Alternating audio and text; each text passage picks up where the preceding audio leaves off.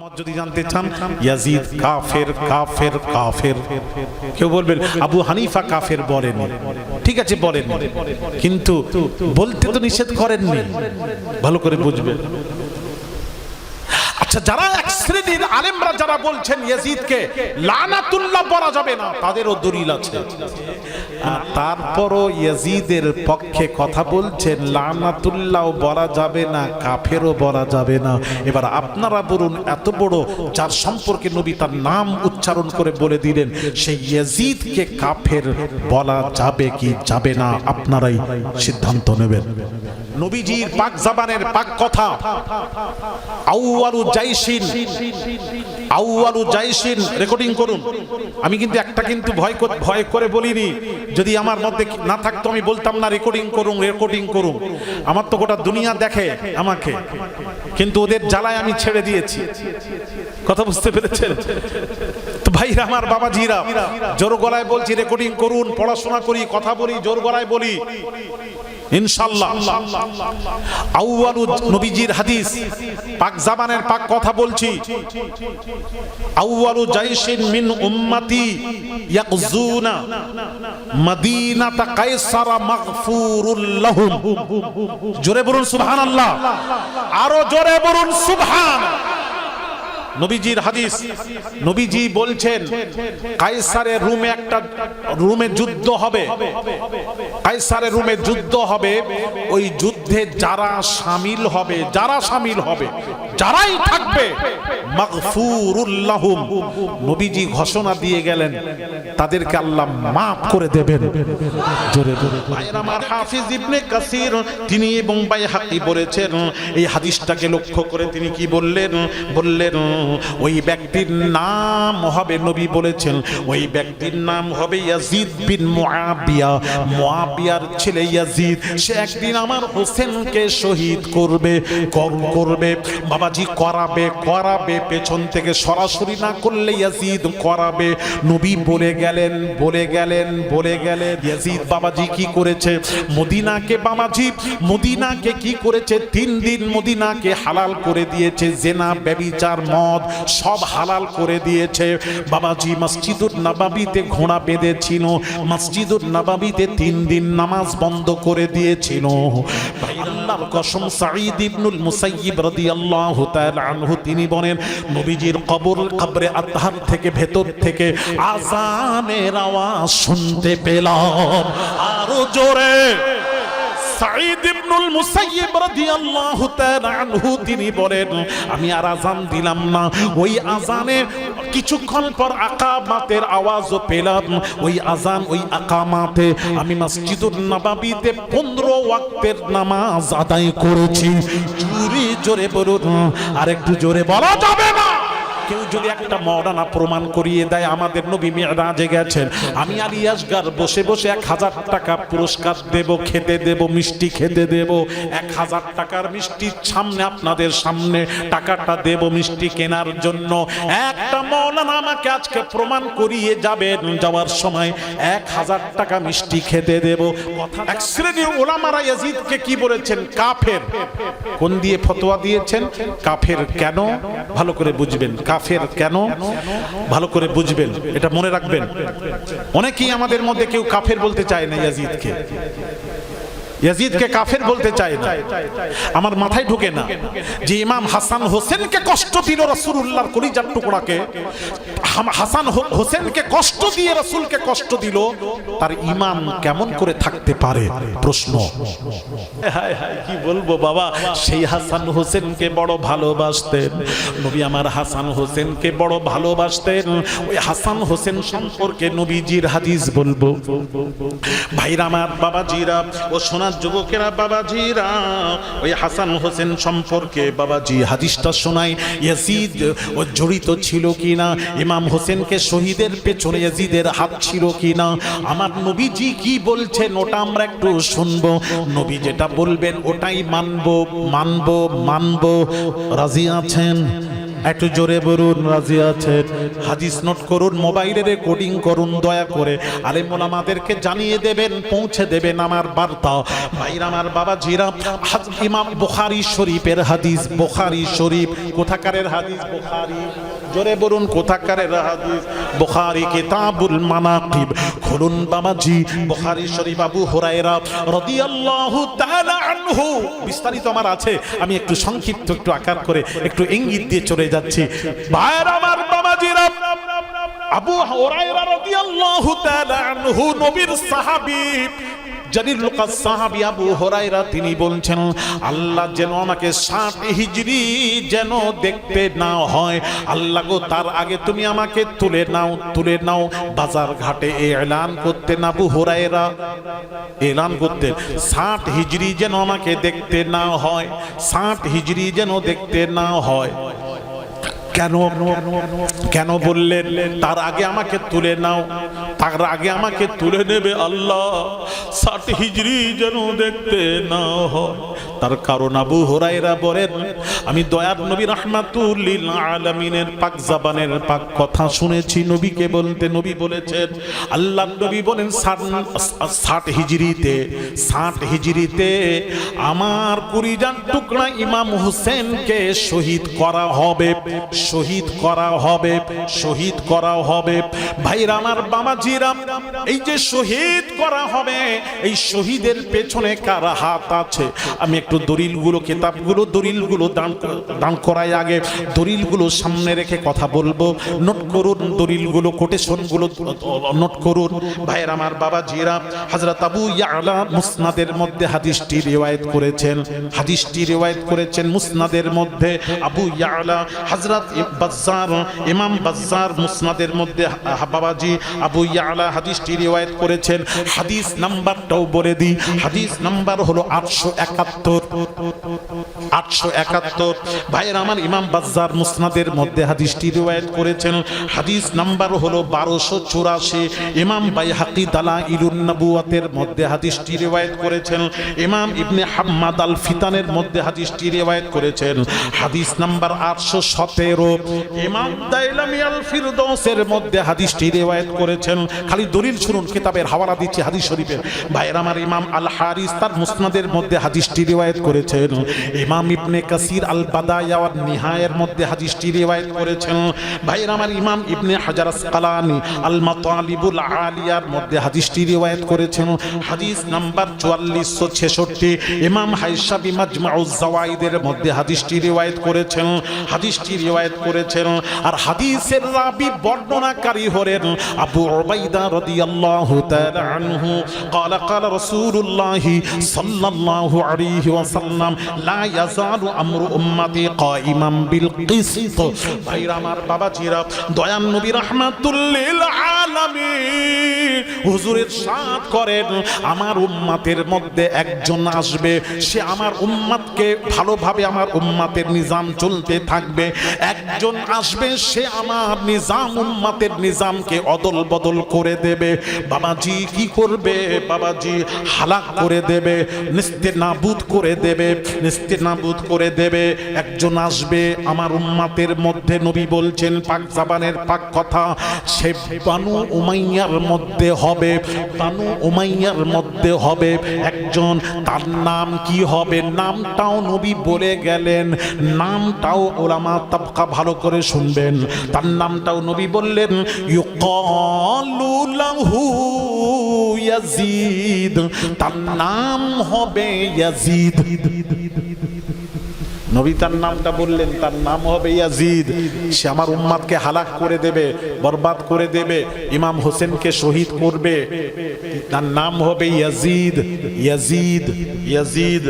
ভাইরা আমার বাবাজিরা, এই হাদিসটাকে ইমাম আবু ইয়ালা রিওয়ায়াত করেছেন, হাদিসটা ইমাম বাজ্জার রিওয়ায়াত করেছেন, ইমাম বাইহাকি রিওয়ায়াত করেছেন, ইমাম হাম্মাদ রিওয়ায়াত করেছেন, ইমাম হাইসামি বলেছেন হাদিসের রিজাল, আর রিজাল আবু ইয়ালা বলেছেন হাদিসের রিজাল সহি, রিজালুস সহি। হাদিসটা এমনি তেমনি হাদিস নয়, মাউযু নয়, যঈফ নয়, দুর্বল নয়।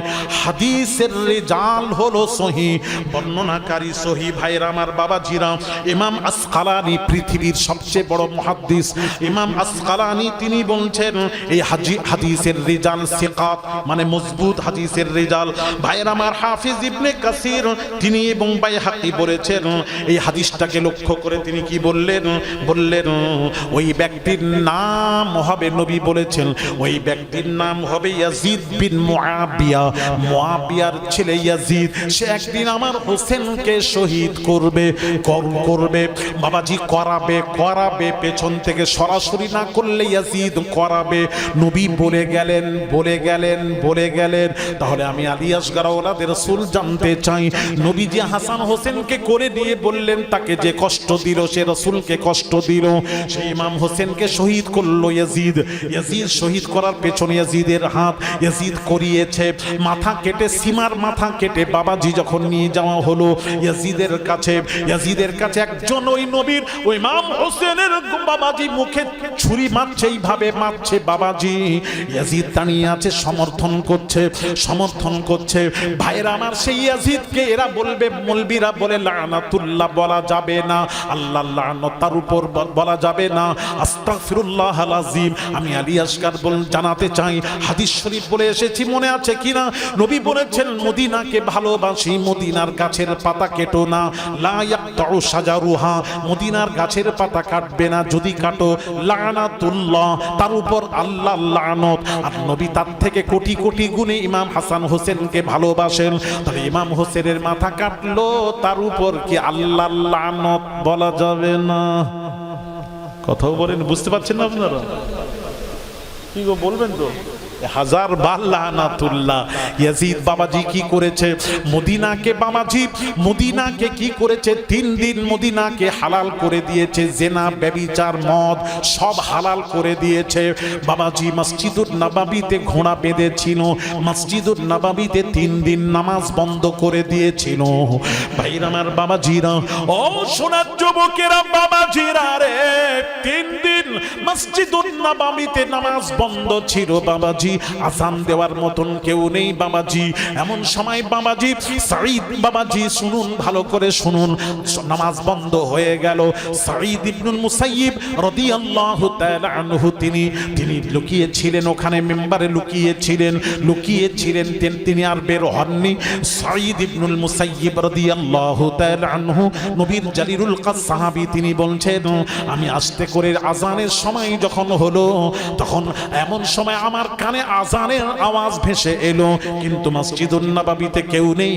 আমি আস্তে আস্তে গুটি গুটি কদমে দেখতে গেলাম কে মসজিদুন নববীতে কে এলো, আযান দিচ্ছে কে। খুঁজতে নবীজির রওজার সম্মুখে হাজির হলাম। আল্লাহর কসম, সাঈদ ইবনুল মুসাইয়িব রাদিয়াল্লাহু তাআলা আনহু তিনি বলেন নবীজির কবরে আতহার থেকে ভেতর থেকে আযানের আওয়াজ শুনতে পেলাম। আরো জোরে সাঈদ ইবনুল মুসাইয়িব রাদিয়াল্লাহু তাআলা আনহু তিনি বলেন আমি আর আযান দিলাম না, ওই আযানে কিছুক্ষণ পর আকামাতের আওয়াজও পেলাম। ওই আযান ওই আকামাতে আমি মসজিদুন নববীতে 15 ওয়াক্তের নামাজ আদায় করেছি। জোরে বলুন, আর একটু জোরে বলা যাবে না? ভাইরা আমার বাবাজিরা গো, তরুণেরা যুবকেরা গো, হাদিস শরীফ নবীজি বলছেন, আল্লাহর নবী বলেন, আল্লাহর নবী দয়ার নবী রাহমাতুল লিল আলামিন বলেন, কি বলছেন নবীজি কবরে, ভাইরা আমার হাইয়ুল ফি কবরিহি ইউসাল্লি বিআযানিন ওয়া ইকামাতিন কামা আখবারা বিযালিকা ফি হাক্কি মূসা আলাইহিস সালাতু ওয়াস সালাম ওয়া গায়রিহি মিনাল আমবিয়া লাইলাতাল মিরাজ। ভাইরা আমার হাদিস শরীফ আল্লাহর নবী বলেন হাইয়ুন ফি কবরিহি, হাদিস শরীফ বলেন নবী কবরে জীবিত। কেমন জীবিত? ভালো করে শুনুন, ইবারত শুনুন। ইউসাল্লি বিআযানিন ওয়া ইকামাতিন, আল্লাহর নবীর কবরে আযান হয়, আল্লাহর নবীর কবরে ইকামাত হয়। আযান এবং ইকামাত সহ নবীজি কবরে নামাজ আদায় করেন। জোরে জোরে বলুন, কামা আখবারা বিযালিকা ফি হাক্কি মূসা আলাইহিস সালাতু ওয়াস সালাম ওয়া গায়রিহি মিনাল আমবিয়া লাইলাতাল মিরাজ। নবীজি বলেন হাদিস শরীফ, আল্লাহর নবী যখন মিরাজ বাবাজি মিরাজে গেছি বাবাজি, মেরাজে গেছিলেন কোন নবী? কোন নবী? তাড়াতাড়ি, দেরি করবেন না, তাড়াতাড়ি বলুন কোন নবী? কেউ যদি একটা মওলানা প্রমাণ করিয়ে দেয় আমাদের নবী মেরাজে গেছেন, আমি আলী আসগার বসে বসে 1000 টাকা পুরস্কার দেব, খেতে দেব, মিষ্টি খেতে দেব। 1000 টাকার মিষ্টির সামনে, আপনাদের সামনে টাকাটা দেব মিষ্টি কেনার জন্য। একটা মওলানা আমাকে আজকে প্রমাণ করিয়ে যাবেন, যাওয়ার সময় 1000 টাকা মিষ্টি খেতে দেব। কথা যা বলি কথার সাথে মিল থাকবে। তাড়াতাড়ি 1000 টাকা বলে তখন আমরা তো এরকমও বলতে পারি, গাছ একটু বলো।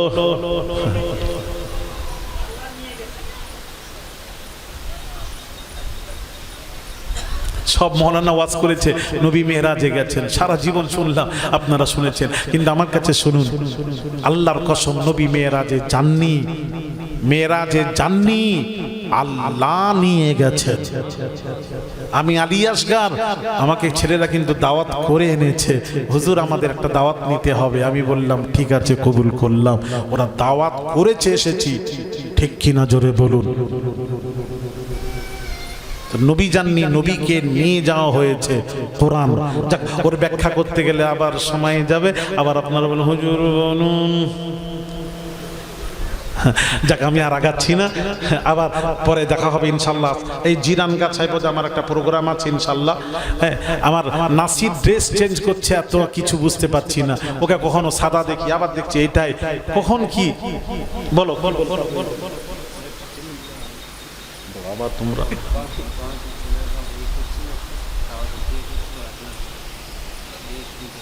তো শুনতে পাইনি তো, আমার কোমর ব্যথা হচ্ছে না। কতক্ষণ হলো দেখবে না, তুমি বলো না কতক্ষণ টেনেছি কিনা, বলো কত টেনেছি, কটা বাজে ঘড়ি দেখেছো?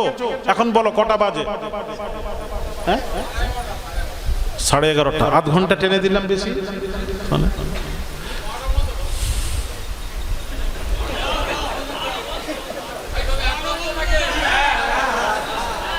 আচ্ছা ঠিক আছে, তাহলে খুশি তো?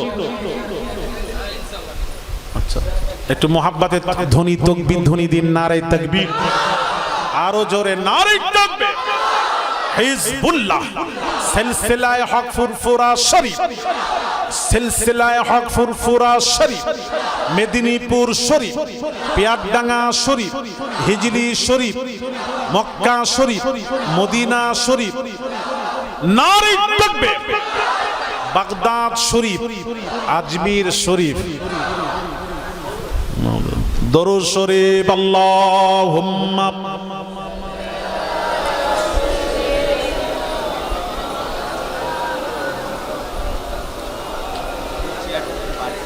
না না পাল্টানো নয়। আমি বসে নামাজ পড়ি, আমার কোমরের প্রবলেম, না হলে না কোনো ব্যাপার ছিল না। এক সময় তো আমি তো আমার ঘন্টা ঘন্টা আমার ওয়াজ বাংলাদেশে তারা শুনে বলে, হুজুর এত তো হুজুররা কেউ ওয়াজ করে, আপনি এত ওয়াজ করেন? আমি বলে হ্যাঁ, শ্রোতা পেলে ওয়াজ করবো না কেন, শুনতে আসে। কথা বুঝতে পেরেছেন? সুতরাং শরীর খারাপের জন্য অনেক রকম সব প্রবলেম হয়েছে, রাত জেগে জেগে, আপনারা তো বুঝতে পারছেন, প্রতিদিন রাত জাগা। গতকাল সেই দীঘাতে একটা দিনের বেলা প্রোগ্রাম করলাম, দিনের বেলা একটু ঘুমানি, গতকাল তো দিনেই ঘুমাইনি, আমি তো দিনে ঘুমাই, দিনে কোনো প্রোগ্রাম করিনি। গতকাল কি বলছো, কিছু বলছো নাকি? দীঘায় প্রোগ্রাম ছিল, দীঘার পাশে প্রোগ্রাম করে আমি এসে আমার মুন্সিরহাটে প্রোগ্রাম, কালকে পূর্ব মেদিনীপুরে, পশ্চিম মেদিনীপুরে প্রচন্ড বৃষ্টি, সারাদিন বৃষ্টি হয়েছে, বৃষ্টি কমেনি। আমি তো ভাবছিলাম জলসাটা কি করে হবে। ওরা ফোন করছে, বলে হুজুর চলে আসুন, আমাদের এদিকে পানি হয়নি, আপনি চলে আসুন। তো ওখানে আবার মুন্সিরহাটে 10:30টায় এসে স্টেজে চেপেছি, 10:30 থেকে 12:30 একটা পর্যন্ত ওয়াজ করে, ওখানে একটার মধ্যে শেষ করে ওখান থেকে বাড়িতে ফজরের সময় এসেছি, নামাজ পড়ে একটু রেস্ট নিয়েছি। ফজরের নামাজ পড়েই রেস্ট নিই, তার কারণ কথা বুঝতে পেরেছেন, ফজরের নামাজ কাজা হয়ে যাবে, একটা জলসা হলে বাড়িতে দুটো তিনটায় যখন পৌঁছাই আর ঘুমাইনি, নামাজ কাজা হয়ে যাওয়ার জন্য একটু হাদিস শরীফ যাই হোক একটু কিতাব পড়ি, তারপর আজান হয়, নামাজ পড়ে একটু সকালে রেস্ট নিই। আর আচ্ছা, কথা বুঝতে পেরেছেন তো? যাই হোক ভাইরা আমার, বাবাজিরা, আর একটু আমি 12টার মধ্যে সমাপ্ত করব ইনশাআল্লাহ। আপনারা যখন বলেছেন সবকিছু শেষ করব, সমাপ্ত করব 12টায়, ছেলেরাও বলেছিল, আমি আপনাদের কবুল করলাম। একটু শুনুন তাহলে বাবাজি, একটু তাকান আমার দিকে, তাকান, একটু অন্যমনস্ক হবে। নদীকে কি বলছে শুনবেন, তাকান, দলিল দিচ্ছি, হাওয়ালা দিচ্ছি। তাহলে ইয়াজিদ শামিল ছিল, ইয়াজিদ শহীদ করিয়েছে বাবাজি, ইয়াজিদ শহীদ করিয়েছে এক শ্রেণীর ওলামারা। এই জন্য আর ইয়াজিদ, এক শ্রেণীর ওলামারা ইয়াজিদকে কি বলেছেন? কাফের। কোন দিয়ে ফতোয়া দিয়েছেন? কাফের কেন? ভালো করে বুঝবেন, কাফের কেন ভালো করে বুঝবেন, এটা মনে রাখবেন। অনেকেই আমাদের মধ্যে কেউ কাফের বলতে চায় না ইয়াজিদকে, ইয়াজিদকে কাফের বলতে চায় না। আমার মাথায় ঢুকে না যে ইমাম হাসান হোসেনকে কষ্ট দিল রাসূলুল্লাহর কলিজার টুকরাকে, হাসান হোসেনকে কষ্ট দিয়ে রাসূলকে কষ্ট দিল, তার ঈমান কেমন করে থাকতে পারে? প্রশ্ন। একটা কোরআন থেকে বলি, বুঝান। এক সাহাবী রাসূলের সাথে কথা বলতে গিয়ে তার আওয়াজটা উঁচু হয়ে গেল। একটু শুনুন, কোরআন পড়ছি, উঁচু হয়ে গেল আওয়াজটা। হোসেনকেও শহীদ করেনি, হাসানকেও নয়, আহলে বায়তের সাথে বেয়াদবি নয়, খালি আওয়াজটা উঁচু হয়ে গেল। সেও ভালো করে শুনবেন, ইচ্ছাকৃত ভাবে নয়, তার আওয়াজটাই উঁচু। এক একটা মানুষ আছে দেখবেন, কথা বললে, নতুন কেউ হলে কথা বললে সে এত জোরে জোরে কথা বলছে। একদিন আমার সামনে এরকম একটা লোক কথা বলছে, সে এত জোরে জোরে বলছে, আমার সাথে যারা ছিল তারা বলছে, বেয়াদবি করছো কেন? আওলাদ রাসূলের সামনে আসতে কথা বলো। তখন পাশে যারা ছিল তারা বলল, হুজুর তার আওয়াজটাই উঁচু, মিন জানিবিল্লাহ, আল্লাহর তরফ থেকে, ও কিছু করার নেই। সে কথা বললে নতুন মানুষ হলে ভয় করবে যে সে এত চিল্লে চিল্লে কথা বলছে কেন। এইরকম মানুষ আছে না নেই? আরে কথা বলেন না, কিছু মানুষ আছে তার আওয়াজটাই জোরে, কথা সে জোরে জোরেই বলে, আওয়াজটাই এইরকম আল্লাহর তরফ থেকে। সে কি করবে, তার তো করণীয় নেই। তো এক সাহাবীর আওয়াজটা, সাহাবায়ে রাসূল আওয়াজটা উঁচু ছিল। কথা বলতে গিয়ে, নবীর সাথে কথা বলতে গিয়ে আওয়াজটা উঁচু হয়ে গেল, নবীর আওয়াজ হচ্ছে। যেই উঁচু হয়ে গেল, সাথে সাথে আল্লাহর কোরআন নাজিল হয়ে গেল। কি কোরআন নাজিল হচ্ছে? সূরা হুজুরাত। ইয়া আইয়ুহাল্লাযীনা আমানু, হে বিশ্বাসীরা, লা তারফাউ আসওয়াতাকুম ফাওকা সাউতিন নবী। আল্লাহ পাক বলছেন, তোমরা যখন নবীজির সাথে কথা বলবে, ওহী নাজিল হচ্ছে, আল্লাহ বলছেন সাহাবীরা রে, বিশ্বাসীদেরকে বলছেন, কাফেরদেরকে বলেন, হে বিশ্বাসীরা খেয়াল রাখবে, তোমরা যখন নবীজির সাথে কথা বলবে, তোমাদের আওয়াজটা নবীর আওয়াজের চেয়ে উঁচু না হয়, উঁচু না হয়, উঁচু না হয়। ওয়ালা তাজহারু লাহু বিল কাউলি কাজহারি বা'দিকুম লিবা'দিন, এক অপরের সাথে যেভাবে কথা বলো, এক অপরকে যেভাবে সম্বোধন করো, আমার নবীকে ওইভাবে সম্বোধন করবে না, বেয়াদবি হয়ে যাবে। আর যদি বেয়াদবি হয় কি হবে? আমার আল্লাহ পাক কোরআন পাকে ঘোষণা করেন, আনতাহবাতা আমালুকুম ওয়া আনতুম লা তাশউরুন। আমার আল্লাহ পাক বলছেন, তোদের আমল সব আল্লাহ বরবাদ করে দেবেন। কিয়ামতের দিন তোরা টেরও পাবি না, বুঝতেও পারবি না আমাদের আমল কিভাবে শেষ হয়ে গেল। এখানে মুফাসসিরগণ লিখেছেন, একটু বোঝার আছে, আমল শেষ একটা বেয়াদবি, খালি আওয়াজটা উঁচু হয়, এর উপর আল্লাহ ওহী নাজিল করে বলছেন, নবীর সাথে এটা বেয়াদবি হয়ে যাবে, ওইভাবে কথা বলবে না। তোমাদের আওয়াজটা নবীর আওয়াজের চেয়ে উঁচু না হয়, আর যদি হয় তোদের আমল বরবাদ হয়ে যাবে। এখানে আমল বরবাদের অর্থ হলো যার ঈমান থাকে না তার আমল বরবাদ হয়ে যায়। বুঝতে পারছি না? ঈমান থাকে না তার আমল, কথা বলেন না, তার আমল বরবাদ হয়ে যায়। তাহলে জীবনে যদি কেউ এক একটা নবীর সাথে বেয়াদবি করে, এতটুকু বেয়াদবি, খালি আওয়াজটা উঁচু, এই রকম বেয়াদবি যদি হয়ে যায় আমল বরবাদ হয়ে যায়, তার মানে বেঈমান হয়, সে কাফের হয়।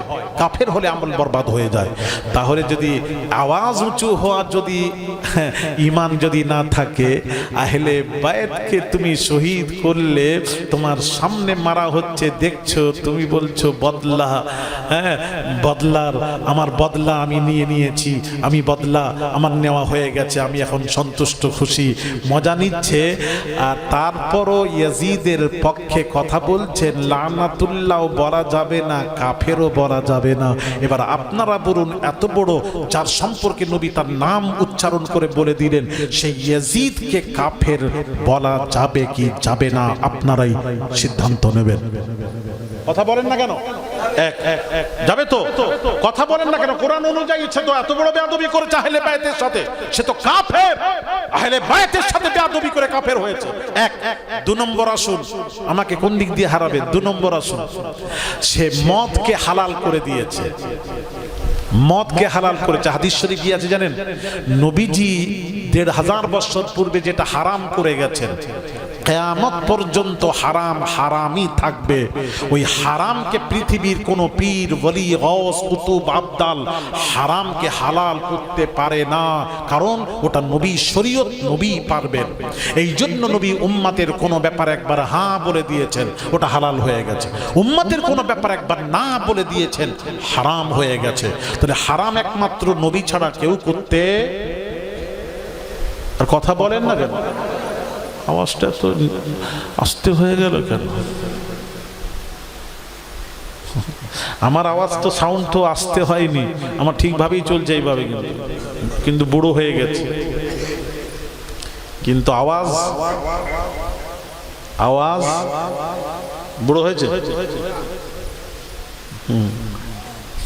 একটু কথা বলবেন।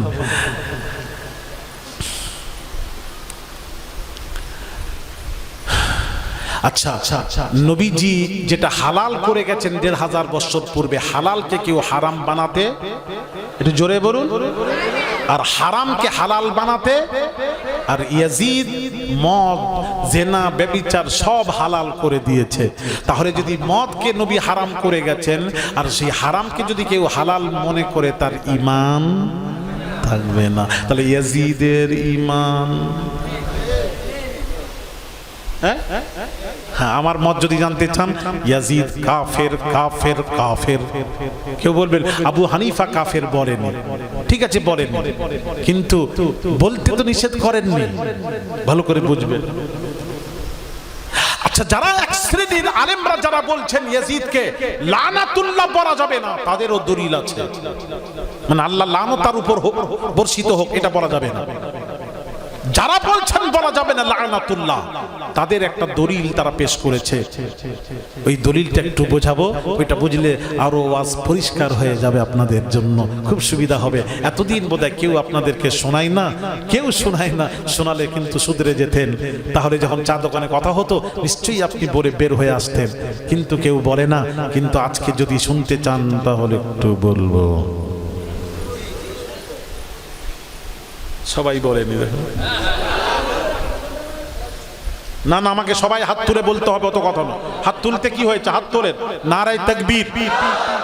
শুনবেন কি শুনবেন না? কিসের হাত তুললেন? শোনার হাত। তাহলে শুনেন, হাদিসটা শুনুন, হাদিসটাকে শুনুন। নবীজির পাক জবানের পাক কথা, আউয়ালু জাইশিন রেকর্ডিং করুন। আমি কিন্তু একটা কিন্তু ভয় করে বলিনি, যদি আমার মধ্যে না থাকতো আমি বলতাম না রেকর্ডিং করুন।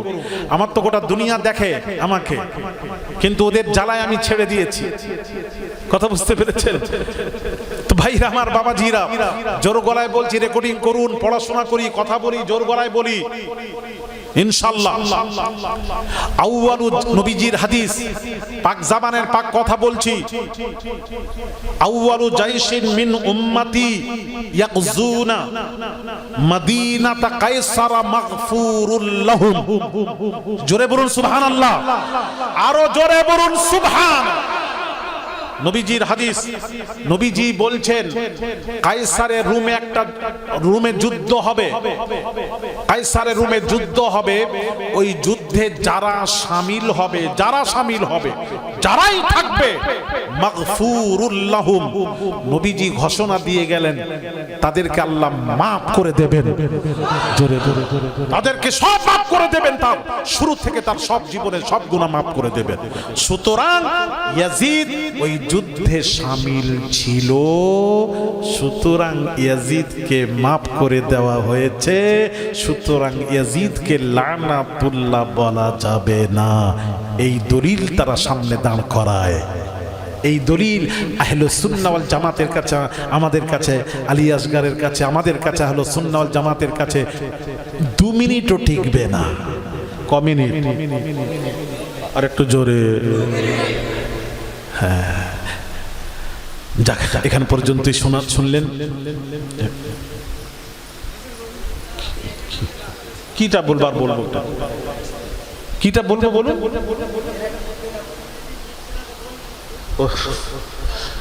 এটা বলো 2 মিনিট ঠিক নেই। আমাদের দলিলটা একটু শুনুন। হ্যাঁ হ্যাঁ হ্যাঁ, বলবো নিশ্চয়ই বলবো। 2 মিনিটটা টিকবে না, এটা বলতে হবে তো। নবীজি কি বলেছেন, হ্যাঁ কি বলেছেন, আবার হাদিসটা রিপিট করি। হাদিসের ইবানাতের উপর একটু লক্ষ্য করুন, তাহলে বুঝতে পারবেন। কিছু মৌলবি আছে হাদিসের ইবারাতের উপর লক্ষ্য করে না, কিছু আছে হাদিসের উপর লক্ষ্য করে না। তারা কি করে জানেন?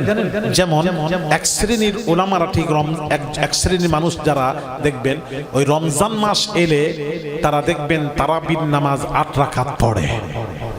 ক রাকাত? 8 রাকাত পড়ে।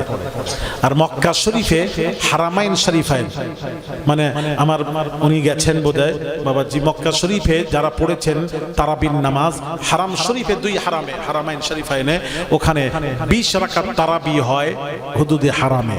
ক রাকাত? তুমি তো গেছো, বলবে রমজানে গেছো, খালি এবছর খালি 8 রাকাত তারাবি হয়েছে শুনেছি, আমি ছিলাম না। না না না, কে বলছিল জানি না, কে বলছিল করোনার জন্য নাকি 8 রাকাত হয়েছে।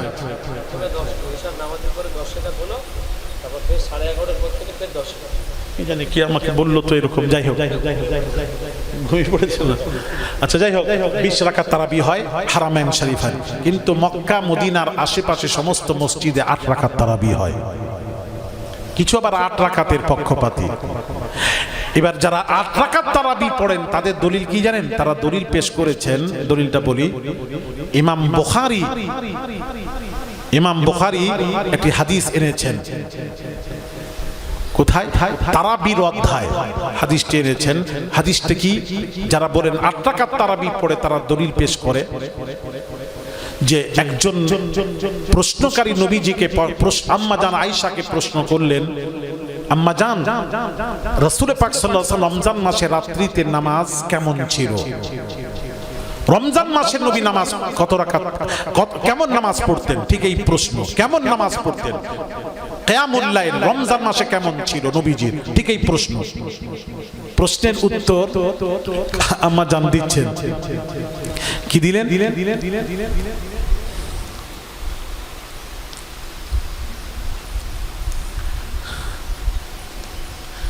ভাইরা আমার, বাবা যেটু মুহাব্বত দরুদ শরীফ, আল্লাহুম্মা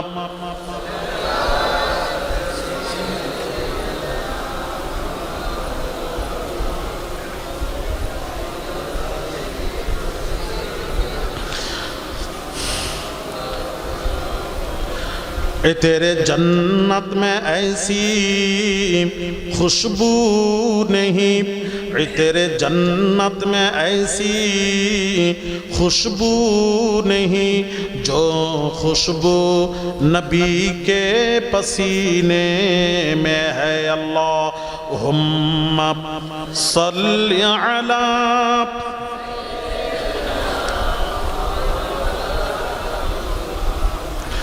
وعلى آله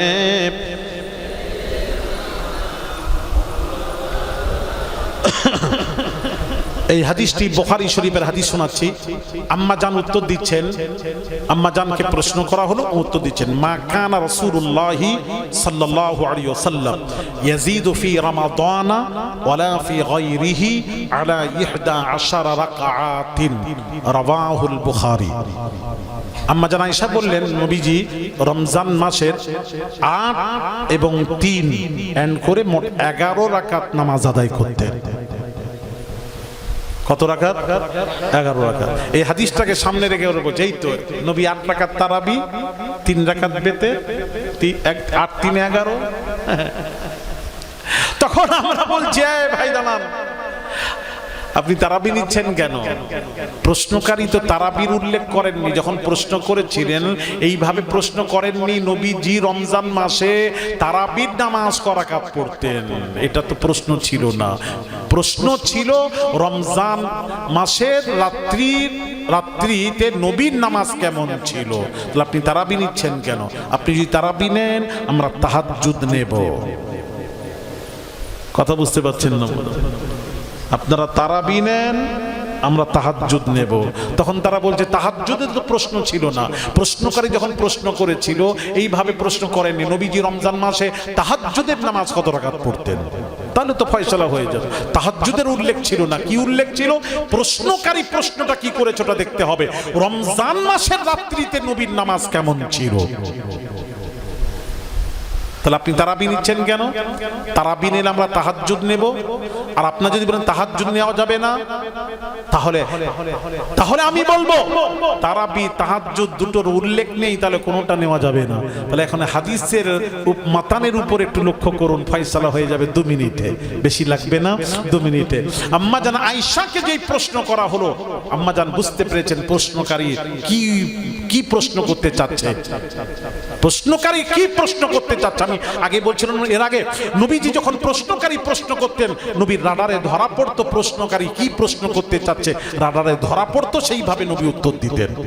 আয়েশা রাডারে ধরা পড়ে গেল, আম্মা জান আয়েশা রাডারে প্রশ্নকারী কি বুঝতে চাচ্ছেন, প্রশ্ন করে বুঝতে চাচ্ছেন যে রমজান মাসেও কি তারাবির জন্য কি নবীজি তাহাজ্জুদের নামাজ কত রাকাত, তাহাজ্জুদ কি কেমন ছিল, এটাই প্রশ্নকারীর প্রশ্ন ছিল। যার জন্য আম্মা জান উত্তর দিচ্ছেন মা কানা রাসূলুল্লাহি, এবার আর পড়ছি বুখারীর, মা কানা রাসূলুল্লাহি সাল্লাল্লাহু আলাইহি ওয়াসাল্লাম ইয়াজিদু ফি রমাদানা ওয়ালা ফি গায়রিহি আলা 11 রাকাআতিন।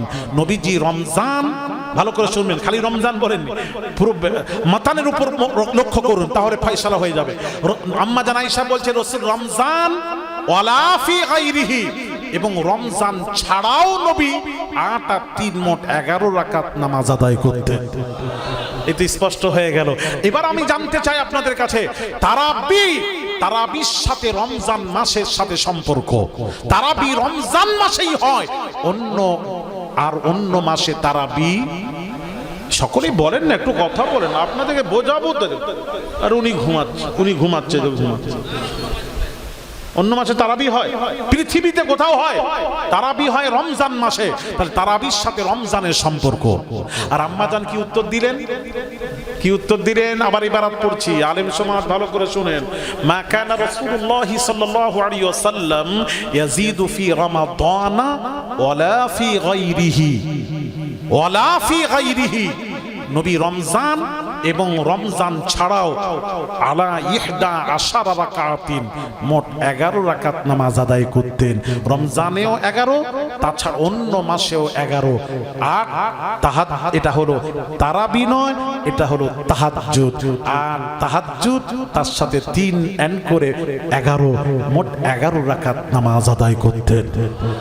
আর ইমাম বুখারী এটা বুখারীর অধ্যায়, তারাবির অধ্যায় তুলে দিয়েছেন। এরকম মনে করছে তারাবির নামাজ,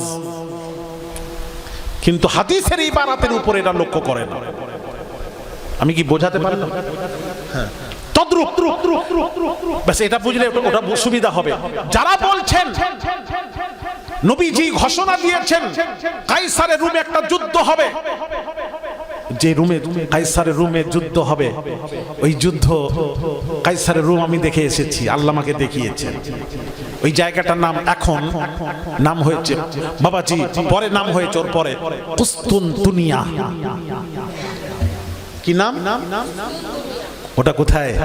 আল্লাহ আমাকে চোখে দেখার সুযোগ করেছেন, ভ্রমণ করেছি গোটা বাইরের কান্ট্রিতে, আমি বহু জায়গায় আল্লাহ নিয়ে গেছেন, আরো কিছু নিয়ত আছে আল্লাহ যদি হায়াতে রাখেন যাওয়ার।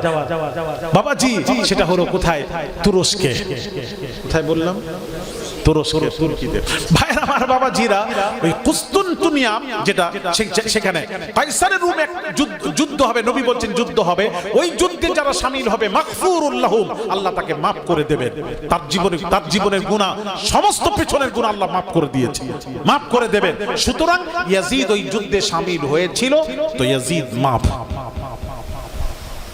ওকে আল্লাহ আনাতুল্লাহ বলা যাবে না। ও আচ্ছা, এটা দামান হাদিসের ইবারতের উপর একটু লক্ষ্য করুন, ফয়সালা হয়ে যাবে। যেটা তারাবির ফয়সালাটা যেমন হলো, এটাও আমি মিনিটের মধ্যে ফয়সালা করে দেব। করব? একটু জোরে বলুন। এখনো হয়নি ফয়সালা, কবে হবে? হ্যাঁ, এই ফয়সালাটা আপনারা জানতেন না কেন? না না, কেন জানেননি? কেন এগুলি জানেননি কেন? হ্যাঁ, আরে এগুলি জানেননি কেন বলুন? নাই কথা বলবেন? হ্যাঁ, তাহলে আমাকে ডাকোনি কেন? তো ওয়াজ শুনবে তো ডাকো আমাকে। যাক ভাইরা আমার বাবাজিরা, উরি বাপরে, এই তুমি একটু অনেক কষ্ট দিয়ে দিলে তো অনেক। ভাইরা আমার বাবাজিরা একটু শুনুন, ওরাও কষ্ট করেছে ছেলেরা, যার জন্য ওদের জন্য কষ্ট করেছি। তবে ভাইরা আমার বাবাজিরা, আল্লাহ ওদের জন্য দোয়া করি, কিছু করি না করি অন্তর থেকে দোয়া করি। দোয়া চাইতে হয় না, দোয়ার কাজ করো, দোয়া পাবে ইনশাআল্লাহ। তবে হাদিসের উপর একটু লক্ষ্য করুন, নবীজির হাদিস মাথায় রাখি। নবীজি বলছেন আউয়ালু জায়শিন মিন উম্মতি ইয়াগজুনা মদিনাতা কায়সার মাগফুরুল লাহুম। নবীজি বলছেন কায়সারের রুমে যে যুদ্ধ হবে, এটা কোন যুদ্ধ? নবী ইবারাতে, হাদিসের ইবারাতে স্পষ্ট করে দিয়েছেন আউয়ালু জায়শ। আউয়াল মানে প্রথম, আউয়াল মানে প্রথম যুদ্ধে যে শামিল হবে, অংশগ্রহণ করবে। এদিকে তাকান, প্রথম যুদ্ধে যে অংশগ্রহণ করবে তার জন্য মাগফিরাতের ঘোষণা হয়েছে, নবী দিয়েছেন তার জন্য, যে প্রথম যুদ্ধে। কিন্তু ইয়াজিদ যে যুদ্ধে শামিল হয়েছিল, পুরো তাহকিকের সাথে আলী আসগার বলছি, আওলাদের রাসূল, ইয়াজিদ যুদ্ধে শামিল হয়েছিল কায়সারের রুমে। ওটা কোন যুদ্ধে? 8 নম্বর যুদ্ধে শামিল হয়েছিল। ক নম্বর যুদ্ধ ছিল? ওই রুম, কায়সারের রুমের যে যুদ্ধ, মানে 9 থেকে 10টা যুদ্ধ হয়েছিল, ওখানে 10টা জায়শ হয়েছিল। তার মধ্যে নবী যেটা ঘোষণা দিয়েছেন ওটা প্রথম যুদ্ধের কথা বলেছেন। হাদিসের ইবারত আউয়ালু জায়শিন, প্রথম যুদ্ধে যারা যাবে, অংশগ্রহণ করবে, তাদেরকে ক্ষমার ঘোষণা দেওয়া হয়েছে, তাদেরকে আল্লাহ মাফ করে দেবেন, তার সব পিছনে গুনাহ মাফ করে দিয়েছে, আল্লাহ মাফ করে দেবে যারা অংশগ্রহণ করবে। নবীজি প্রথম যুদ্ধের কথা বলেছেন। আর ইয়াজিদ যে যুদ্ধে শামিল হয়েছিল ওটা 8 নম্বর যুদ্ধে শামিল হয়েছিল। আর এরা 8টাকে এখানে 1 নম্বর যুদ্ধের কথা নবী বলেছেন, ওরা 8টাকে এখানে জুড়িয়ে দিয়ে বলছে এই তো যুদ্ধে শামিল হয়েছিল, তাকে মাপের ঘোষণা দেওয়া হয়েছে, মাগফিরাতের ঘোষণা দেওয়া হয়েছে, সুতরাং লানাতুল্লাহ বলা যাবে না। সুতরাং তোমাদের দলিল আমাদের কাছে টিকলো না, ওটা প্রথম যুদ্ধের কথা নবী বলেছেন। এখনো কি পরিষ্কার হননি আপনারা? তাহলে ইয়াজিদ লানাতুল্লাহ, ইয়াজিদ জাহান্নামী, ইয়াজিদ কাফের। ইমাম আহমদ বিন হাম্বল, কি নাম বললাম? ইমাম আহমদ বিন হাম্বল, যিনি 7 লক্ষ হাদিসের হাফেজ। একটু জোরে বলুন না সুবহানাল্লাহ। ভাইরা আমার বাবাজিরা, কোন ইমাম আহমদ বিন হাম্বল বাবাজি কত বাবাজি ইমাম আহমদ বিন হাম্বল 7 লক্ষ হাদিসের হাফেজ। ইমাম আহমদ বিন হাম্বল স্পষ্ট বলেছেন ইয়াজিদ হলো কাফের। ইমাম আলুসি বলেছেন ইয়াজিদ হলো কাফের। আহলুস সুন্নাহ ওয়াল জামাতের উলামারা বলছেন ইয়াজিদ কাফের। কিছু সংখ্যক বাবাজি মানুষেরা এখানে মানে কাফের সরাসরি বলেন না, ফাসিক ফুজুর সব বলেছেন, কিন্তু কাফের বলেননি।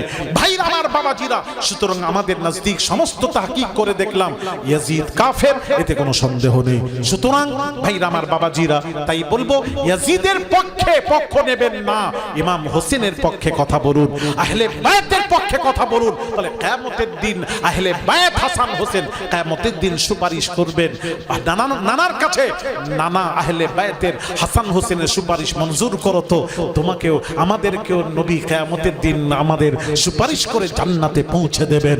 জোরে বলুন, আহলে বায়াতের সাথে বেয়াদবি করে জান্নাতের আশা করবেন না, করবেন না, করবেন না। ভাইরা আমার বাবাজিরা, আসুন আসুন এখন আমরা নবীজির শানে, আমার নবীজির শানে একবার সালামে নাজরানা আদবের সাথে দাঁড়িয়ে যান। ইয়া নবী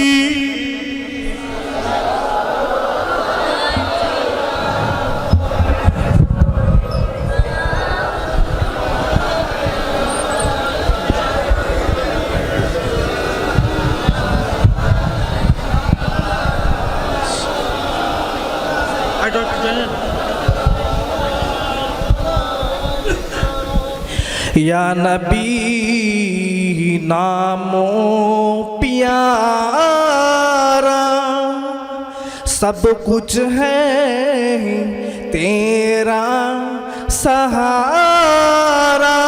अर्श पे हक ने पुकारा, सज पैगंबर है हमारा। या नबी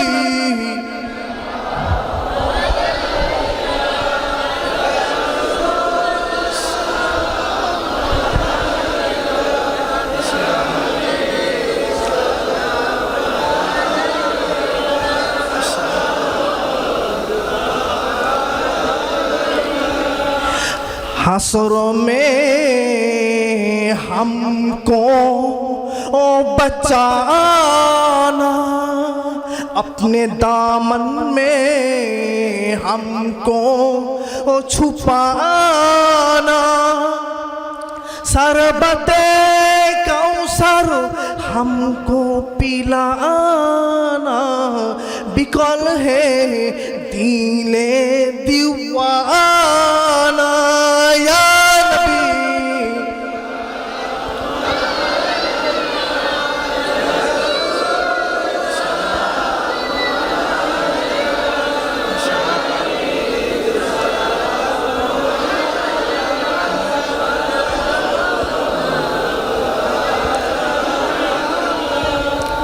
আপনারি প্রেমে তে পড়ে চোখ দিয়ে অশ্রু যে ঝরে, দেখা না দিলে অধমে কি উপায় হবে আমার। ইয়া নবী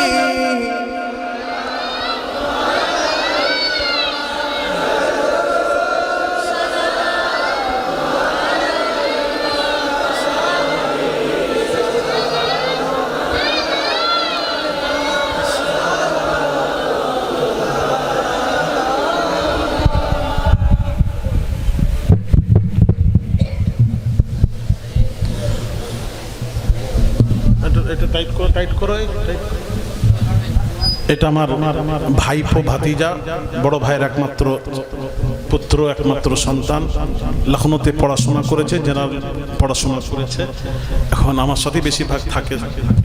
আর আমার 2 সন্তান, 2 ছেলে আল্লাহ দিয়েছেন, পড়াশোনা করছে। সামনের বছর বড়টা মাওলানা ফারিক হবে, দোয়া করবেন। তারপরে ছোটটা পড়াশোনা করছে। আপনাদের সামনে পড়াশোনা করেই ময়দানে নামবে তারা। ছেলে বলছে কোথাও যেতে চাইনি, কোনো জলসায় দেখেছেন আমার সাথে, ছেলে যেতে চাইনি। ছেলেরা বলে আব্বা পড়াশোনা করে একদম নামবো, ময়দানে নামবো, যখন পড়ে শুনে তারপর নামবো। আর বাতিলদের সাথে লড়াই করতে গেলে এখন এলেমের দরকার আছে কি না? হ্যাঁ, ওই এলেম চাই। তো যাক, পড়াশোনা করছে, খেয়াল রাখবেন ছেলেরা। বাবা হায়াত মত কখন বলা যায়নি, ভাতিজা আছে, সবাই আছে। সিলসিলার খেদমত আল্লাহ যেন তাদেরকে এই মুজাদ্দিদুজ্জামানের সিলসিলার খেদমত, হক সিলসিলার খেদমত লিল্লাহিয়ত ভাবে করার তৌফিক দান করেন, সকলেই বলি আমিন। আমার প্রতিষ্ঠান মাদ্রাসা মাদানী আহমদিয়া তাজবিদুল কোরআন মেদিনীপুরে যে প্রতিষ্ঠান আছে, ওই প্রতিষ্ঠানে আমি বলবো এলাকা থেকে একটা করে সন্তান দেবেন। পীরের দরবারে দেন, ফুরফুরা শরীফে দেন, যেখানে সেখানে দেবেন না, মেদিনীপুরে দেন, উলির দরবারে দিয়ে পড়ার। একটা ছেলেকে কোরআনের হাফেজ করে মরতে পারলে ওয়াশাফাহু ফি আশারাতিন মিন আহলি বাইতিহি কুল্লুহুম ক্বাদ ওয়াজাবাত লাহুন নার। নবীজি বলছেন ওই হাফেজে কোরআনের পিতামাতা ওই হাফেজে কোরআন তার বংশের 10 জনের সুপারিশ করবে। কেমন 10 জন? যার উপর জাহান্নামের আগুন ওয়াজিব হয়ে গেছে, সে জাহান্নামে যাবেই যাবে, এই রকম 10 জনের সুপারিশ করবে। আল্লাহ হাফেজে কোরআনের সুপারিশ মঞ্জুর করো, তো ওই রকম 10 জনকে আল্লাহ জান্নাত দান করে দেবেন। একটা ছেলেকে অন্তত কোরআনের হাফেজ করেন, আলেম করেন। আর বলবো এলাকার যদি কেউ ভালো ওস্তাদ, আমার 2টো ওস্তাদের দরকার, হাফেজ কারি মাওলানা যদি কেউ থাকে, কেউ মাওলানা ভালো থাকে সিলসিলার, হাফেজ কারি থাকে, এইরকম থাকে, ভালো ছেলে যদি থাকে কারুর আপনাদের যদি কেউ পরিচিত কেউ থাকে যোগাযোগ করবে। আমার শিক্ষক নিয়োগ করব, আমি মাদ্রাসায় নেব, রাখবো। যদি কেউ থাকে আপনাদের পরিচিত যোগাযোগ করবেন। মোবাইল নাম্বারটা দিচ্ছি, একটু নোট করুন। 9732806716 9732806716 9732806716 এই নম্বরে যোগাযোগ করবেন। ভালো কেউ থাকলে সিলসিলাভুক্ত হতে হবে, থাকলে যোগাযোগ করবেন, মাদ্রাসায় রাখবো। উপযুক্ত বেতন আলহামদুলিল্লাহ মোটামুটি বেতন দেব, যদি ভালো হয়। আমি তার পরীক্ষা নেব, নিয়ে মাদ্রাসায় নিয়োগ করব। যদি থাকে যোগাযোগ করবেন। আর প্রতিষ্ঠানের বাৎসরিক জলসার ধার্য তারিখ চৈত্র মাসের প্রথম সপ্তাহ বুধবার। এবারে পড়ছে 7ই চৈত্র, রোজার 2 দিন আগে। হ্যাঁ, রোজার 2 দিন আগে পড়ছে। তা আপনাদের দাওয়াত দিলাম, যাবেন আপনারা। দাওয়াত গ্রহণ করলেন তো? কথা বলেন না, আমি জানি আপনারা যান। আবার বলছি, যারা যাননি তাদেরকে সাথে নিয়ে আবার আসেন, আপনারা আসেন উলিদের দরবারে। আমাদের সেন্টার ফুরফুরা শরীফের সেন্টার হলো হাজী মুস্তফা মাদানী রহমতুল্লাহ আলাইহি। তার নামেই মাদানীপুর থেকে মেদিনীপুর ডিস্ট্রিক্টের নাম হয়েছে। 14,000 আল্লাহর ওলি হয়ে আছেন মেদিনীপুর টাউনে। কার কথা? মুজাদ্দিদুজ্জামান আলা হযরত দাদা হুজুর পীর কিবলা কাশফুল কুবুর করে দেখে বললেন 14,000 আল্লাহর ওলি হয়ে আছেন। যাবেন বাবা, ওলিদের দরবারে যাবেন। বছরে একদিন দাওয়াত। আগামী 5ই কার্তিক পিয়ারডাঙ্গা শরীফের ইসারে সব। আমার আব্বাজান শুয়ে আছেন পিয়ারডাঙ্গা শরীফে। পিয়ারডাঙ্গা শরীফ গেছেন? ওখানে যাবেন। আব্দুল মাহবুদ মেদিনীপুরি, উনার মাজার মেদিনীপুরে, যিনি সাতবক আসমানের নকশা এঁকে দিয়েছিলেন মোরাক্কাবায় বসে। জোরে বলে, ওটা দেখেছেন আপনারা? সাতবক আসমানের নকশা দেখেছেন? কোথায় দেখলেন? আমার ওখানে দেখেছেন? আচ্ছা, আর যারা দেখতে চান ওখানে স্মরণ করিয়ে দেবেন, আমাকে মনে করে দেবেন। আমি সাতবক আসমানের নকশা দিয়ে এঁকেছেন আব্দুল মাহবুদ মেদিনীপুরি মুজাদ্দিদুজ্জামানের খলিফা। উনি হচ্ছেন আমার নানা জানের চাচা আব্দুল দাইয়ান সাহেব মুজাদ্দিদুজ্জামানের জামাই। আর আমার আব্বা জানা হচ্ছেন নাত জামাই, নাতনিকে বিয়ে করেছেন। মেয়ের মেয়েকে। তো সুতরাং এসব মাজার আছে পিয়ারডাঙ্গা শরীফে, সাঈসা বালখি রহমতুল্লাহ আলাইহির মাজার আছে, অনেক মাজার আছে, ওরির মাজার। পিয়ারডাঙ্গা শরীফের বাৎসরিক যে জলসা আমি করি সেটা ধার্য তারিখ 5ই কার্তিক, 5ই কার্তিক যাবেন। আর 21, 22, 23 ফাল্গুন ফুরফুরা শরীফ তো জানেন আমাদের সেন্টার মার্কাজ যেতেই হবে, উপায় নেই। ভাইরা আমার বাবাজিরা, ওরিদের দরবার যাতায়াত করবেন। নিগাহে মার্দে মুমিন সে বদল জাতি হ্যাঁ তাকদীরে। ওরিদের নেক নজর যদি কার উপর পড়ে তার তকদির চমকে যায়। তকদির চমকাতে চান, ওরিদের দরবারে যান। আল্লাহ আপনাদের তৌফিক দান করেন। আসুন দোয়া হবে। দোয়ার আগে জীবনের গুনাহ থেকে একটু তওবা পড়ব। রাজি আছে? হ্যাঁ, তাবারুক দোয়া হবে, তাবারুক দিতে আরম্ভ করবে, অসুবিধা নেই। তাবারুক নিয়ে চলে আসো, তওবা পড়ে নেন। পড়ুন বিসমিল্লাহির রহমানির রহিম। আয় আল্লাহ তাআলা, আমি তামাম জীবনের সাগীরা কাবীরা, ছোট বড়, জানা অজানা যা কিছু গুনাহ করেছি সমস্ত গুনাহ হইতে তওবা করিতেছি। আস্তাগফিরুল্লাহ রাব্বি মিন কুল্লি যামবি ওয়া তুবু ইলাই। আশহাদু আল্লা ইলাহা ইল্লাল্লাহু ওয়া আশহাদু আন্না মুহাম্মাদান আবদুহু ওয়া রাসূলুহু। লা ইলাহা ইল্লাল্লাহু মুহাম্মাদুর রাসূলুল্লাহ সাল্লাল্লাহু আল্লাহুম্মা আমিন। রব্বুল আলামিন, এই মুহররমুল হারাম এই জলসাকে উপলক্ষ করে 2 খতম 10 পারা কোরআন তিলাওয়াত করা হয়েছে। মাবুদ রব্বুল আলামিন, আমার পর ইমাম সাহেব, আমার পূর্বে ইমাম সাহেব যা কিছু আলোচনা করেছেন, আমি গুনাহগার আওলাদে রাসূল যা কিছু আলোচনা করে দরুদ ও সালাম পড়ে দীর্ঘ সময় 3 ঘন্টার উপরে হয়ে গেল আলোচনা করে দরুদ ও সালাম পড়ে হাতখানা তুলেছি। মাবুদ, তেলাওয়াতের মধ্যে বলার মধ্যে ভুল হলে ক্ষমা করে যা কিছু সওয়াব আতা করবেন সোনার মদিনায় নবী পাকের রওজা মুবারকের সবখানা পৌঁছে দিও। হুজুরের আলাউলাদ আজওয়াজে মুতাহহিরা সাহাবায়ে কেরাম রিদওয়ানুল্লাহি তাআলা আলাইহিম আজমাইনের আরওয়াহ পর সবখানা পৌঁছে দিও। খাস করে মাবুদ শহাদায়ে উহুদ, শহাদায়ে বদর, শহাদায়ে কারবালা হুজুরদের রূহ পাকের সবখানা পৌঁছে দিও। মাবুদ তাবিঈন, তাবা তাবিঈন, আইম্মায়ে মুজতাহিদিন, 4 তরিকার পীরানে পীর, 4 মাযহাব ইমাম পাকের আরওয়াহ পর সবখানা পৌঁছে দিও। মাবুদ খাস করে মাবুদ আল্লাহ গো, তাসাউফ জগতের উজ্জ্বল নক্ষত্র পিয়ারডাঙ্গা শরীফের মারহুম আব্বা জান, মেদিনীপুরে শুয়ে আছেন আম্মা জানের রূহ পাকের সবখানা পৌঁছে দিও। মাবুদ খাস করে ফুরফুরা শরীফের মুজাদ্দিদুজ্জামান আলা হযরত দাদা হুজুর পীর কিবলা, বড় হুজুর, মেজ হুজুর, সেজ হুজুর, ন হুজুর মারহুম ছোট হুজুর পীর কিবলা রূহ পাকের সবখানা পৌঁছে দিও। মাবুদ সকল হুজুর কিবলাগণের রূহ পাকের সবখানা পৌঁছে দিও। রব্বুল আলামিন, আল্লাহ যারা কোরআন খতম করে বক্সানোর জন্য বলেছেন, আল্লাহ গো যারা মজলিসের আয়োজন যারা করেছেন ছেলেরা, আল্লাহ যারা শ্রম দিয়েছে, কষ্ট করেছে, গ্রামবাসী টাকা পয়সা দিয়ে সহযোগিতা করেছে, রব্বুল আলামিন, রব্বুল আলামিন, এবং মা বোনের আমরা যারা এসে হাজির হয়ে হাতখানা তুলেছি, আমাদের বাপ মা, দাদা দাদি, নানা নানি, ভাই ব্রাদার, আত্মীয় স্বজন যারা মারা গিয়ে কবরে শুয়ে আছেন, সকলের আরওয়াহ পর সবখানা পৌঁছে দিও। মাবুদ সকলের কবরকে নূর দিয়ে ভরে জান্নাতুল ফিরদৌস নসিব করে দিও। মাবুদ গুনার বোঝা নিয়ে শাহী দরবারে হাতখানা তুলেছি। মাবুদ জীবনের জানা অজানা সমস্ত গুনাহগুলি ক্ষমা করে দিও। মাবুদ আইন্দা জিন্দেগি নেক আমল করার মতন তৌফিক দিও। মাবুদ সব হারা করবেন, রাজি আছি, ঈমান হারা করবেন না। শেষ সময় তোমার হাবিবের কলেমা আমাদের সকলের জবান থেকে জারি করে দিও। মাবুদ রব্বুল আলামিন, বহু স্বপ্ন দেখলাম, তোমার নবীকে তো দেখতে পেলাম না।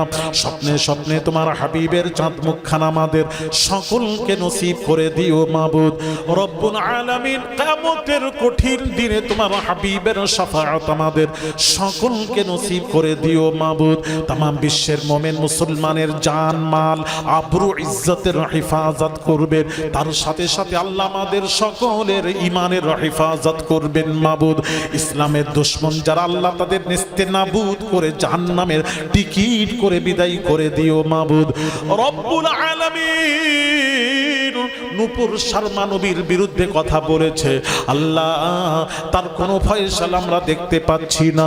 আল্লাহ তোমার হাওয়ারে শুপে দিলাম, যে ফয়সালা করলে আল্লাহ তোমার নবীর উঁচু আওয়াজে কথা বললে তুমি বরদাস্ত করতে পারো নাই মাবুদ। ওই নবীর বিরুদ্ধে এত বড় কথা বলেছে, কি করে সহ্য করছো মাবুদ? কোটি কোটি মুসলমানকে কলিজায় আঘাত করেছে, আল্লাহ তাকে নেস্তেনাবুদ করে দাও আল্লাহ। এমন শাস্তি দাও দুনিয়াবাসী যেন দেখে নবীর বিরুদ্ধে বললে তার পরিণাম কি হবে তুমি দেখিয়ে দিও মাবুদ রব্বুল আলামিন। আল্লামা তরুণ যুবকেরা মেদিনীপুর মাদ্রাসায় আল্লাহ কাজ করেছে গো আল্লাহ, আমাদের নেক আমল নেই আল্লাহ, ওর ওসিলায় কিয়ামতের দিন আল্লাহ তোমার নবীর ঘর আল্লাহ তারা শ্রম দিয়েছে, ওর ওসিলায় আল্লাহ তুমি নাজাতের ওসিলা বানিয়ে দিও মাবুদ রব্বুল আলামিন। সেই নবীর মুহাব্বত থেকে দূরে সরিয়ে দেওয়ার পরিকল্পনা চলছে বিশ্ব জুড়ে, ওই ফিতনা থেকে আমাদের সকলকে হেফাজত করবে। নবীর মুহাব্বত প্রেম ভালোবাসা আদব আমাদের অন্তরে পয়দা করে দিও মাবুদ। আল্লাহ গ্রামবাসী আমরা যারা হাতখানা তুলেছি সকলে জায়েজ আশাকে পুরো করে দিও। আমাদের মধ্যে যারা পেরেশান হাল আছেন পেরেশানিকে দূর করে দিও মাবুদ। ঋণগ্রস্ত ঋণ পরিশোধ করার মতন তৌফিক দিও মাবুদ। আল্লাহ যারা বেরোজগার হালাল রোজগারের সুব্যবস্থা করে দিও মাবুদ। বিবাহের পর যাদের সন্তানাদি হয় না নেক সন্তান দিয়ে ওই নারীর মুখে হাসি ফুটিয়ে দিও মাবুদ। অবিবাহিত যুবকদেরকে যৌতুক ছাড়াই বিয়ে করার মতন তৌফিক দিও মাবুদ। হারাম খাওয়াবেন না, হালাল রুজিতে বরকত দিও মাবুদ রব্বুল আলামিন। আল্লাহ যারা